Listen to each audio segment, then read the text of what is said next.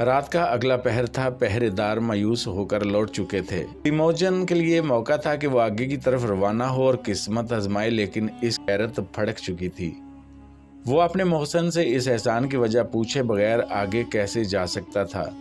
اس کڑے وقت میں تیموجن کی طرف سے شجاعت اور جواں مردی کا یہ مظاہرہ اس پہرے دار کو متاثر کیے بغیر نہ چھوڑ سکا۔ اس نے اس اعلیٰ نسبی قیدی کی مدد کرنے کا فیصلہ کر لیا۔ اس نے اس کی ہتھ کڑی کاٹنے کا بندوبست کیا تاکہ وہ بآسانی کہیں نکل سکے اور اپنی منزل پا سکے۔ اس دوران وہ اپنے بارے میں تفصیلات بتاتا رہا کہ وہ کس طرح اس لوٹ مار گروہ میں شریک ہوا۔ یہ ان کی خسر پسر چھپی نہ رہی۔ کہتے ہیں دیواروں کے بھی کان ہوتے ہیں۔ ہر خیمے میں تلاشی کا عمل شروع کیا گیا۔ ظاہر ہے اس بہادر کے خیمے کی بھی تلاشی لی جانی تھی۔ اس نے تیموجن کو روئی سے لدے ایک چھکڑے میں چھپا دیا۔ گوروئی کی گرمی جان لیوا تھی، لیکن تیموجن کے پاس کوئی چارہ نہ تھا۔ اسے تلاش کرنے والوں نے روئی میں نیزے چبوئے۔ 2 نیزوں کے انہوں نے اسے زخمی بھی کر دیا، لیکن وہ خاموش رہنے پر مجبور تھا۔ بہرکیف یہ خطرہ بھی ٹل گیا۔ اس کے محسن نے اسے فوراً وہاں سے نکل جانے کا عندیہ دیا۔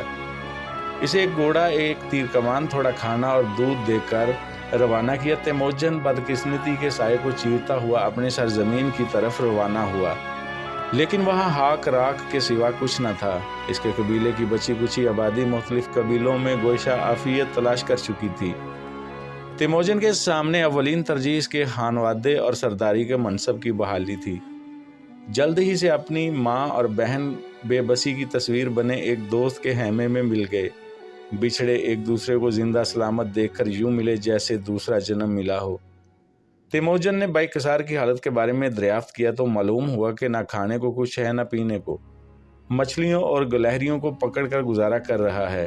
سواری کے لیے صرف 8 گھوڑوں کی قلیل تعداد ہے۔ اب تیموجن کے سامنے سوچوں کا ٹھاٹھے مارتا سمندر تھا اور وہ اس میں غرقاب نظر آتا تھا۔ وہ وقت کے الٹے بہتے دارے میں اپنے لیے مقام تلاش کرنا چاہ رہا تھا، لیکن بے سر و سامانی آڑے آتی تھی۔ اس نے قبیلے کے بچے کچھ لوگوں سے رابطہ کیا اور حق سرداری استعمال کرتے ہوئے ایک گھوڑا، ایک بیل، ایک اونٹ اور ایک بھیڑ کا مطالبہ کیا، جو پورا کر دیا گیا۔ یہ ڈور ڈنگر شاید وہ اپنی گرگرستی کی ضرورت کے لیے بروئے کار لانا چاہتا تھا، ورگنہ خانہ بدوش زندگی میں جس قسم کی عادی طاقت کی ضرورت تھی وہ اس کے پاس نہ تھی۔ وہ کمزور تھا لیکن شکستہ خورد نہ تھا۔ اس کے حوصلے بلند تھے اور حالات سے بڑھ جانے والا تھا۔ ان مشکل حالات میں اب اس کا ذہن ہر سو دوڑ رہا تھا۔ کبھی اسے بورتی کا خیال آتا، کبھی سسرال سے مدد مانگنے کا خیال آتا، لیکن غیرت آڑے آ جاتی۔ ہلکا حباب میں جھانکنے پر اس کے سامنے وانگ خان کا نام آیا، لیکن اس بے سر و سامانی کے عالم میں وہ وانگ خان کے دربار میں جانا اپنی بے عزتی تصور کرتا تھا۔ اس کا خیال تھا کہ تھوڑی ادھی قوت حاصل ہو جانے پر وہ ایک سردار کی حیثیت سے دوسرے سردار سے ملنے جائے گا۔ جلد ہی وقوع پذیر ہونے والے ایک واقعے نے اس کی راہ ہموار کر دی۔ اچانک اس کا بھائی خیمے میں داخل ہوا اور خبر سنائی کہ اس کے 8 گھوڑے غائب ہیں اور ادھر ادھر دیکھنے پر بھی نہیں ملے۔ تیموجن کا ماتھا ٹنکا کہ ہو نہ ہو یہ تائی جوت قبیلے کے لوگ ہیں جو ان گھوڑوں کو کھول کر لے گئے ہیں۔